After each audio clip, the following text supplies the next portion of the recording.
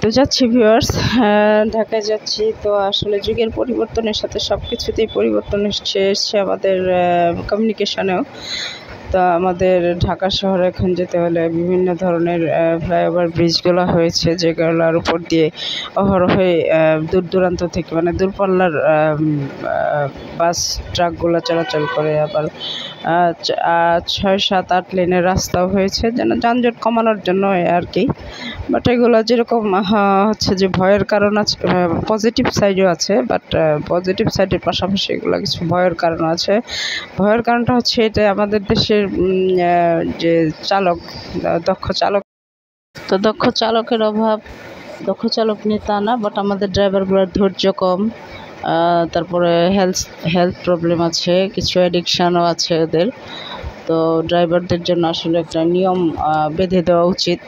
ওদেরকে একটা ইউনিফর্ম দিয়ে শৃঙ্খলার ভিতরে নিয়ে আসলে আমার মনে হয় যে ভালো হয়, এবং ড্রাইভারদেরকে শিক্ষিত দেখে নেওয়া উচিত।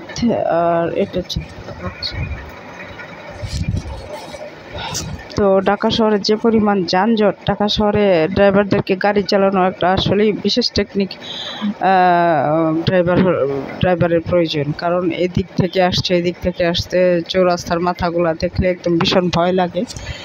তো যাই হোক ভিউয়ার্স, আমি এইবার সেকেন্ড টাইম হচ্ছে যে আমার নিজেরই কার ছিল একটা সময় যখন ঢাকায় ছিলাম। তো আমার কারটা অ্যাক্সিডেন্ট করার পর কারটা সেল করে দেওয়ার পরে আমি এখন বাসে যাতায়াত করি। তো বাসে এবার টু টাইমস আমি যাতায়াত করেছি ফ্লাইওভার ব্রিজ হওয়ার পর। তো আমার খুব ভয় লেগেছে, যেহেতু আমি নিজের গাড়িতে যাতায়াত করতাম, হঠাৎ করে দুইবার বাসে যাতায়াত করার ফলে আমার খুবই মানে একটা ভয়ে ছিলাম যে কখন দুর্ঘটনা ঘটে। অবশ্য বাসে যতক্ষণ ছিলাম ততক্ষণ বসে আল্লাহর নাম নিয়েছে যে যেন কোনো দুর্ঘটনা কোনো রকম না ঘটে। আর যখন ফ্লাইওভার ব্রিজের উপরে গাড়িগুলো উঠেছে ভিউয়ার্স, বিশ্বাস করবেন না, আমার মানে পালপিটেশন এত বেড়ে গিয়েছে, হার্টবিট এত বেড়ে গিয়েছে যে মানে চিন্তার বাইরে। তো আস্তে ধীরে আল্লাহ আল্লাহ করতে করতে আমি চোখ বন্ধ করে আল্লাহর নাম নিয়ে একদম এতে আল্লাহর নাম নিতে হঠাৎ করে দেখলাম যে আমার রাস্তা প্রায় শেষ হয়েছে, অলমোস্ট আমরা পৌঁছে গেছি। দেন একটা প্রশান্তি পেয়েছি।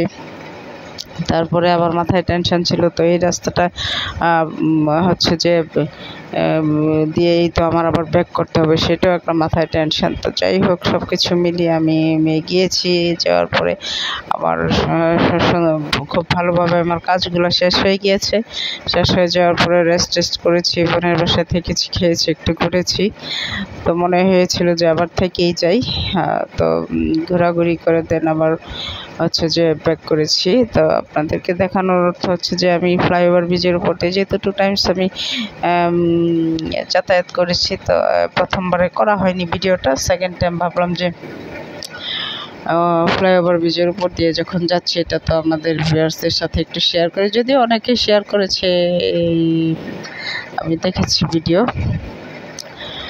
তো তারপরে আমারটা আমি শেয়ার করলাম নাকি। এই যে দেখুন ভিউয়ার্স, এই যে আবার ওভারব্রিজের উপরে গাড়ি উঠছে, মানে কয়েকশো গজ পরে দেখলাম যে একটা করে ফ্লাইওভার, ছোট বড় মাঝারি সব সাইজেরই আছে।